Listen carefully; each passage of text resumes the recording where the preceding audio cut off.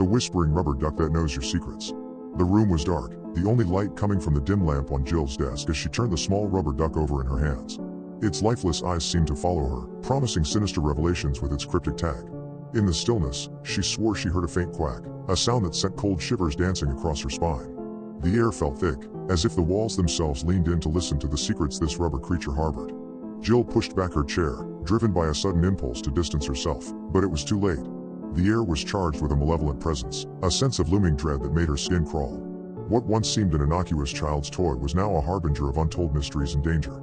Her eyes flickered to the windows, but they showed only the endless void of a moonless night. A creak sounded from the hallway, a noise that jolted her focus back to the malevolent toy. Its pasty yellow beak, still and silent, seemed to mock her inability to comprehend the darkness that seeped from its core. A truth was promised, yes, but at what cost? Feel to Conquer, the secret saga of the Banana Rebellion holding dreams of breakfast domination. They were strategizing a subtle takeover. The bananas, in their potassium-powered wisdom, realized that world leaders were most vulnerable during snack time. Their first move? Convince the apples to join their coalition by highlighting the glory of a fruitocracy. Little did humans know, a silent revolt was happening right under their noses. Their fruit bowls were now the epicenter of a culinary conspiracy. As the bananas flexed their slippery plans, the irony was as rich as their vitamin content. Meanwhile, the oranges remained skeptical, rolling their eyes at what they saw as a bunch of half-baked plans. As dawn approached, the mural of breakfast solidarity was threatened by internal conflicts. But, thanks to a well-timed smoothie conference, peace was temporarily restored. The question now was not whether the bananas would succeed, but rather, would humanity ever discover the fruity rebellion taking shape before them? And if anyone dared ask what's new? They'd answer, bananas the new black. The world is running out of sand. Sand is an essential part of construction used globally, regardless of politics or culture. It's found in sidewalks, water lines, and countless other infrastructure projects. The issue lies in that not all sand is usable. Its type is defined by its crystal shape. For example, Sahara sand is rounded by wind, while beach sand is sharper, making it more stable for construction.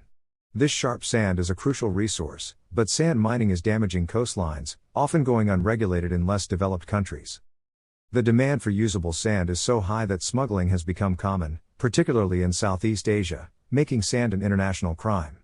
By 2060, demand for sand is projected to increase by 45%. This shortage is already affecting the construction industry.